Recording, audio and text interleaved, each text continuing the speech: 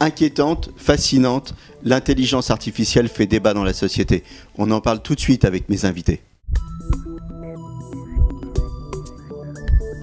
Raphaël Glucksmann, essayiste et philosophe, Philippe Sueur, professeur de droit et maire d'Enghien, Jean-Claude Audin, professeur, chercheur et auteur, Guillaume Dumas, docteur en neurosciences, ils étaient tous aux entretiens médicaux d'Enghien pour le grand débat sur l'intelligence artificielle. Raphaël, en préparant cette émission, vous m'aviez cité une phrase de Poutine, je vous laisse la reciter. Non, Poutine, qui dit les choses de manière abrupte, d'habitude, dit que celui qui remportera la course à l'intelligence artificielle finira par contrôler le monde.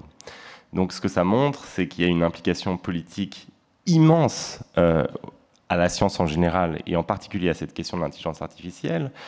Et ce n'est pas nécessairement pour effrayer les gens que je vous ai parlé de cette phrase de Poutine, parce que, bien entendu, on voit le vertige que cela crée si des entités non démocratiques, ne dépendant pas du peuple, que ce soit un tyran ou un entrepreneur méga millionnaire à la tête du multinational, méga milliardaire, pardon, je suis trop modeste, qui contrôle les processus.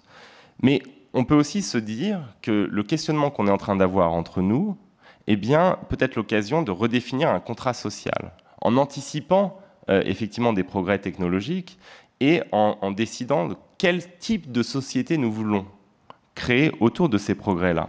Et à mon avis, c'est ça la vraie question qu'il faudra poser sur le débat public. Nous avons parlé des inquiétudes dans les séquences précédentes. Moi, j'aimerais là parler de ce que ça peut donner de positif. Ce que ça peut donner de positif, eh bien, c'est la nécessité de redéfinir ce que c'est que notre rapport, un, au travail, et deux, à la collectivité et à l'espace civique. Si la machine, si le progrès peut nous donner du temps, de l'énergie, pour réinvestir un champ que nous avons complètement délaissé ces dernières années, qui est le champ de l'action publique, qui est le champ du commun, eh bien, ce serait une chance extraordinaire. Par exemple, c'est une idée qui a été complètement ridiculisée pendant la dernière Benoît Hamon sort de ce corps, je vous vois arriver. Non, mais je ne veux pas du tout refaire un match perdu à plate couture par celui qui portait cette idée-là, mais l'idée du revenu universel, par exemple, sera, à mon avis, amenée, on peut la combattre, mais sera amenée par une société qui connaîtra ses progrès technologiques et dont une grande partie des tâches pourront être remplies par des machines. Ça veut dire quoi? Soit on entre dans l'utopie transhumaniste des différentes strates, couches ou castes, avec une foule de lumpen prolétariat inutile, ou alors on décide de redéfinir un contrat social où eh bien, les richesses produites par les machines seront redistribuées de telle sorte, non pas que tout le monde sera Bill Gates, mais que tout le monde pourra dégager du temps, de l'énergie, du savoir pour recultiver quelque chose que nous avons laissé en friche, qui est l'espace commun, tout ce qui n'est pas notre espace purement privé. En tout cas, cette phrase de Poutine, elle montre une chose, c'est que les politiques, eux, ils s'y intéressent à l'intelligence artificielle et ils s'y intéressent de près. Alors, à quoi elle va ressembler, cette société de l'intelligence artificielle, Philippe Sueur? Mais déjà, pour rebondir sur les propos qui viennent d'être tenus, c'est vrai que nous allons très vite être confrontés à cette situation. Parce que le robot, il ne faut pas se l'imaginer comme un humanoïde. Hein. Bien sûr, ce sont des machines. Nous avons déjà dans nos entreprises, je pense à la banque, aux finances, on a des machines qu'on appelle des robots financiers qui sont en train de supprimer des dizaines, des milliers même d'emplois, si on prend l'ensemble des banques françaises, dans ce qu'on appelle le back-office. Bon, c'est une réalité. Donc, on va vers une société où il y aura effectivement de plus en plus de loisirs, de plus en plus de temps, avec aussi du travail, mais du travail sans emploi, qui est un autre concept qu'il va falloir effectivement reprendre et repenser. Et par là, c'est vrai que c'est un autre champ. Vous me faites un petit peu penser à Athènes. À Athènes, il y a 2400 ans, où effectivement, il fallait du temps pour vivre le politique.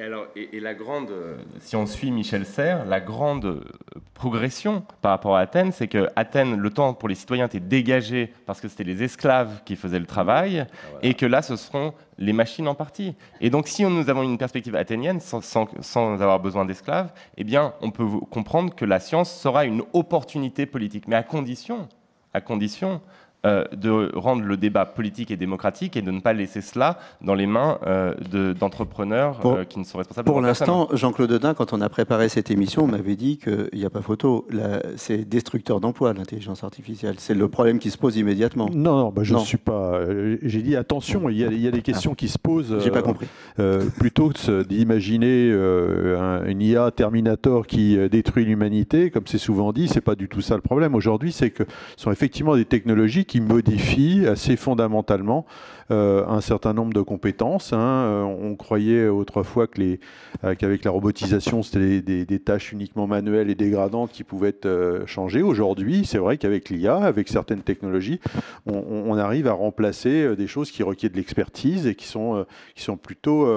et moi, je pense que c'est positif. Aujourd'hui, je dirais la balance destruction d'emplois, création d'emplois n'est pas du tout évidente en termes de, je dirais, les études se suivent et se ressemblent pas forcément. Maintenant, c'est clair que ça va modifier fondamentalement un certain nombre de compétences, un certain nombre de métiers, et ça veut dire que la priorité, à mon sens, c'est celle de la formation, c'est celle de l'éducation pour se préparer à ces changements. Il n'est pas question de stagner ou de retourner à l'âge des cavernes. Il est question de s'adapter, de prendre ce progrès en termes humanistes et de progresser. Pour ça, la formation et l'éducation sont prioritaires. Guillaume, cette société de demain, à quoi il va servir l'homme? Il va servir à réparer les robots, puis à consommer? Moi, j'avais déjà une vision en plus de continuité, en fait, parce que là, on est en train de refaire la révolte des canuts, un peu. Les robots vont nous piquer nos emplois et tout ça. Il y a une manière aussi de voir la chose plus de manière continue. Quand AlphaGo a battu Lycée Erdol, la communauté de Go n'a pas dit on va arrêter de jouer au Go. Et d'ailleurs, il y a plein de joueurs d'échecs qui ont continué à jouer aux échecs après Deep Blue. Et au contraire, la communauté de Go a dit ça nous donnait l'opportunité de jouer différemment, etc. Donc je pense qu'il y a effectivement une invitation aussi à être ni dans le fatalisme négatif ou l'idéalisme sensationnel, être juste pragmatique et avancer à partir de ces avancées. En médecine, par exemple, ça nous aide énormément à avancer. Donc faut voir ça dans une continuité de développement technologique et garder de la lucidité, je pense. La démocratie, elle peut résister à l'intelligence artificielle ? La démocratie, elle peut plus que résister à l'intelligence artificielle. La démocratie, elle peut même en bénéficier. Mais, parce que la démocratie, il ne faut pas croire qu'avant l'arrivée de l'intelligence artificielle ou avant qu'elle ne devienne encore plus importante dans notre existence, que la démocratie allait bien. Nous ne sommes pas dans une situation partout en Occident où la démocratie va parfaitement bien.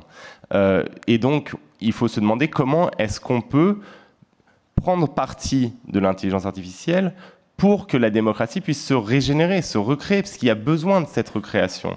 Il y a besoin d'un réinvestissement des citoyens dans le champ public. Il y a besoin de recréer du lien entre des atomes que sont devenus les citoyens. Et donc, le temps, l'énergie qui pourront être dégagés pour recréer ces liens, eh bien, ce sera grâce au progrès de la science aussi qu'on pourra le faire. Mais simplement, pour ça, il faut se saisir de la question, repenser notre rapport au contrat social. Et ensuite, surtout, c'est mortel pour la démocratie, non pas l'outil en tant que tel, mais la manière dont l'outil est contrôlé. Et c'est ça l'enjeu.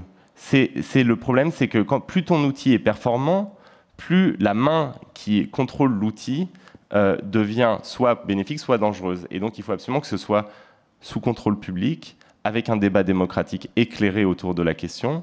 Et c'est pour ça que c'est important d'en discuter aujourd'hui. Ça va être difficile à expliquer à Kim Jong-un, non ? Oui, à Kim Jong-un ou à certaines personnes sur la Silicon Valley. Ouais. Alors, en guise de conclusion, je vais refaire un tour de table et je vais demander à chacun une phrase qui pourrait être la morale de cette série d'émissions. Et pour vous laisser le temps de réfléchir, et puis puisque l'émission est tournée en public depuis les entretiens médicaux d'Anguin, je vais vous parler un tout petit peu de médecine. Guillaume, vous disiez tout à l'heure que l'intelligence artificielle en médecine, ça rend beaucoup de services. C'est vrai que dans le domaine de la santé, l'intelligence artificielle basse est porteuse de grands progrès. aide au diagnostic avec le big data, la comparaison des images en radiologie. On peut comparer des milliers de clichés et avoir de l'aide au diagnostic très rapidement. La recherche aussi qui bénéficie du big data, qui nous fait ressortir des choses qu'on n'avait pas vues, parce que justement on peut analyser des milliers de données. La médecine connectée, la médecine prédictive, les prothèses intelligentes, un Carmat, on n'en est qu'au début, mais ça c'est de la prothèse intelligente, les pancréas intelligents, c'est-à-dire prothèse intelligente, c'est celle qui va s'adapter. Par exemple, le cœur, vous courez, il faut qu'il aille un petit peu plus vite. Donc ça, c'est de la prothèse intelligente. Elle va comprendre les choses. Voilà, il y a plein de choses, la robotique, les applications. Il y a aussi des dérives qu'il faudra éviter. Certains voient dans la possibilité d'atteindre, dans l'intelligence artificielle, une possibilité d'atteindre une immortalité numérique. Kurzweil évoque la mort de la mort. On y a consacré un congrès il y a quelques années. Il y a aussi les risques d'eugénisme. En conclusion, les hommes sont-ils assez intelligents pour survivre à l'intelligence artificielle, ou comme le craint Stephen Hawking, l'intelligence artificielle, il dit, sera l'événement majeur de l'histoire de l'humanité, mais ce sera le dernier. Alors voilà, science-fiction en réalité, de la Terre à la Lune, Jules Verne n'était pas crédible, pas plus que le Terminator de James Cameron ou Lucie de Luc Besson, et souvent la science-fiction nous montre la voie.